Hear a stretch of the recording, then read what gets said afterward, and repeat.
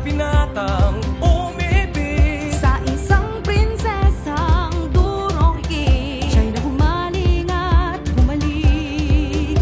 Pinaglaon ng ganda ng islay na mutawi. Nakilala ang buhangin niyang natatangi. Binansagan ng Golden Sands ang mga danang pasigan. Tayo na't magtampisaw sa aming bayan. Tara na sa humalik, ang isa na